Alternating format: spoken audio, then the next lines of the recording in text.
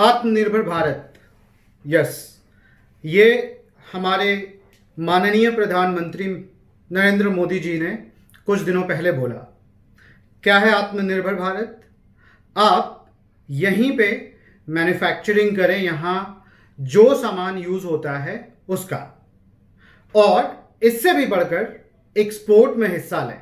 मगर आज सुबह से मैं कोशिश में लगा हूं मेरे एक दोस्त को समझाने में कि वो अपना एक्सपोर्ट का नया नया बिजनेस जो उसने प्रधानमंत्री नरेंद्र मोदी जी से प्रभावित होकर के शुरू किया था, बंद करने वाला है। क्यों बंद करने वाला है, ये कहानी मैं आपको बताने वाला हूं। इसके साथ साथ मैं आपको ये कहानी भी बताने वाला हूं कि किस तरीके से इस देश में अलग अलग बिजनेसमैन लोगों के साथ अलग अलग तरीके का भेदभाव किया जाता है।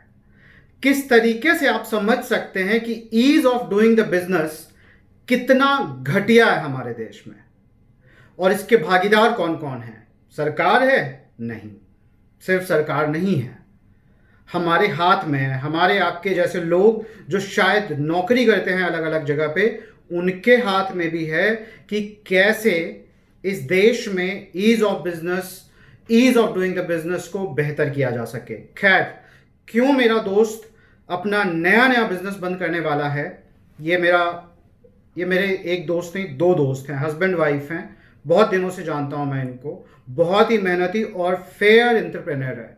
12 साल से बिजनेस में हैं, सॉफ्टवेयर कंसल्टिंग और डिजाइनिंग के बिजनेस में, और अभी इन लोगों ने अपने कुछ क्लाइंट लोगों की मदद से यहाँ के एक मैन्युफैक्चरर के साथ मिलकर के एक्सपोर्ट करना शुरू किया एक मटेरियल, और अब वो नहीं करना चाहते हैं।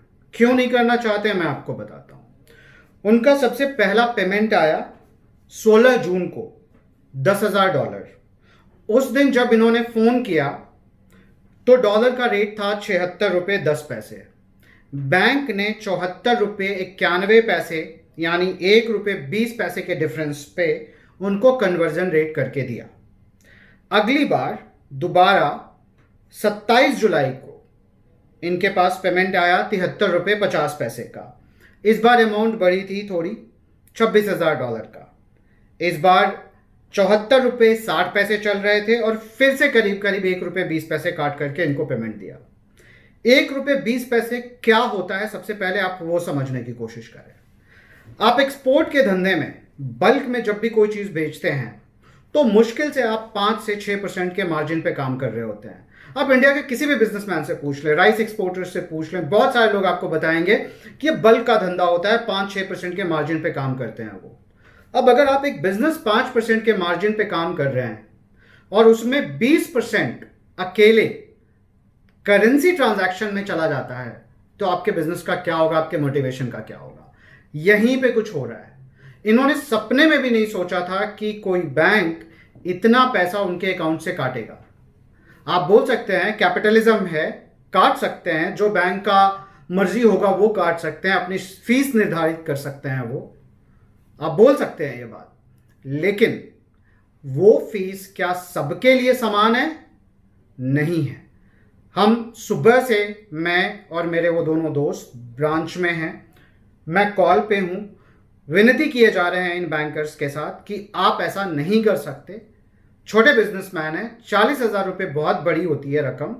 आप सिर्फ मुझे लिख करके दे दीजिए कि क्या उस दिन सारे क्लाइंट्स को यही ट्रांजैक्शन रेट आपने दिया था, और वो लिख के देने को तैयार नहीं है।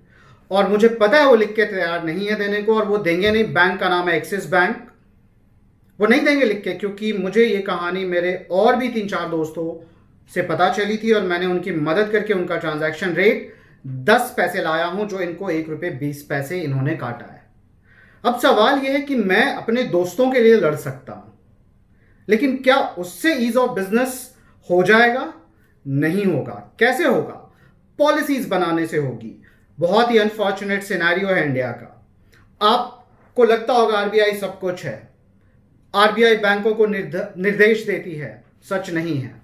अगर आरबीआई एक डायरेक्ट मैंडेट दे रही होती है अलग अलग चीजों के ऊपर, तो यस बैंक का इतना बुरा हाल नहीं होता। नीरव मोदी और विजय माल्या जैसे लोग पैसे लेके नहीं भागते। हमारे गांव में लोगों के यहां से भैंस खोल के ले जाते हैं ये बैंक वाले, गरीबों के। गरीब एंटरप्रेन्योर का 40,000 रुपया काट लेते हैं। क्यों? क्योंकि पॉलिसी में प्रॉब्लम है।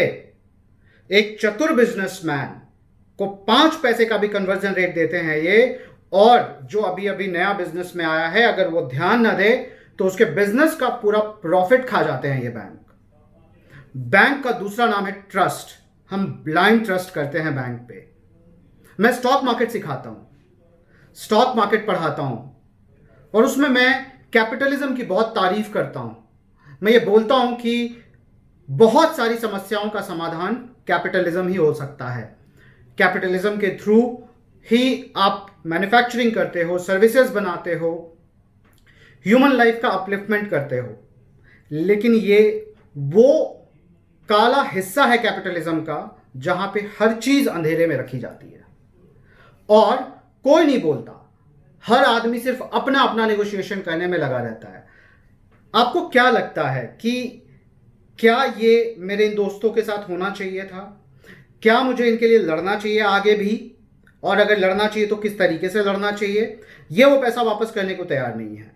ये बोल रहे हैं कि आगे का रेट कम कर देंगे, जो पैसा काट चुके वो नहीं कम करेंगे। कुछ ऐसा है कि ये बैंकर हमारे घर आता है, चाय पीता है, बिस्किट भी दिया जाता है इसको, और मेरे टेबल पे रखा हुआ मेरा आईफोन लेकर के चला जाता है और ये बोलता है कि अगली बार आपके घर आऊंगा तो आपके टेबल पे रखा हुआ आईफोन नहीं लेके जाऊंगा, मगर इस बार जो लेके गया हूं लौटाऊंगा नहीं।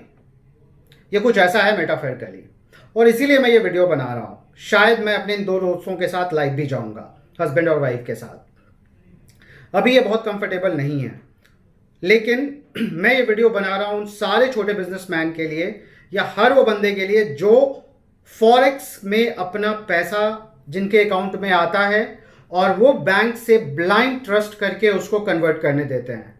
मैं आपको बताना चाहूंगा कि आप फोन पे झगड़ा करके उनको बोले कि एक कॉमन रेट फिक्स करो, या जो बेयर मिनिमम रेट किसी दूसरे को दिया हो वो भी मुझे दो। Ease of business, ease of doing business का मेन कारण यही होता है कि सारे के सारे बिजनेस प्रैक्टिसेस ट्रांसपेरेंट हों। बैंकिंग बहुत ही इंटीग्रल पार्ट है बिजनेस का, और बैंकिंग इंडिया का फिक्स नहीं है, बिल्कुल नहीं है। गवर्नमेंट को, मोदी जी को मैं आग्रह करना चाहूँगा कि बहुत सारे ऐसे मैंडेट देने की ज़रूरत है आरबीआई को, और आरबीआई को आगे बैंक को, जहाँ पे सारे कस्टमर्स के लिए बैंकिंग की सुविधाएं एक जैसी हो, हर कस्टमर को रोज़मर्रा की ज़िंदगी में निगोशिएट ना करना पड़े, और इस तरीके की अगर कोई भी चोरी हो तो उसके खिलाफ स्ट्रिक्ट एक्शन लिया जाए।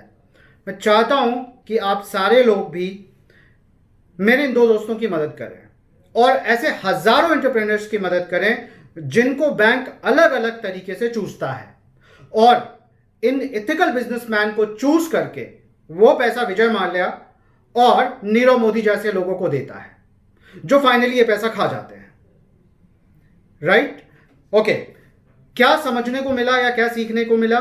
एक ही चीज सीखने को मिली यहां पे, बैंक का दूसरा नाम ट्रस्ट जरूर हो सकता है, मगर आप आंख मूंद के ट्रस्ट मत करें। इन लोगों ने अगर जून में ये देख लिया होता तो जुलाई में अपने 25-30 हजार बचा चुके होते, मगर आंख मूंद के ट्रस्ट करते रहने के कारण इनको 40,000 रुपए का नुकसान हुआ है। और मेरे लिए सबसे बड़ा नुकसान ये है कि मैं जो कैपिटलिज्म का झंडा लेकर के दिन भर अपने दोस्तों के सामने कैपिटलिज्म का गुणगान करता हूं, वहां पे मेरे ये दोस्त मुझे वापस आकर के बोलेंगे और बोल रहे हैं कि यह है हमारा कैपिटलिज्म, यह है हमारा बैंकिंग सिस्टम, और यह है इस देश में ease of doing the business. मेरे लिए मोरल लॉस बहुत बड़ा लॉस है। मैं नहीं चाहता हूं कि ये दोनों बिजनेसमैन अपना बिजनेस बंद करें। मैं चाहता हूं कि एक्सिस बैंक स्ट्रिक्ट एक्शन ले और एक रेट निर्धारित करे जो सारे लोगों के लिए बराबर हो, सो दैट हर बंदा पीस ऑफ माइंड के साथ अपना इंपोर्ट एक्सपोर्ट का बिजनेस कर सके। और आप कॉमन पीपल, जब भी बैंक में आपका किसी तरीके का रेट लगता है, बैंक को सवाल करने से पीछे मत हिचकें।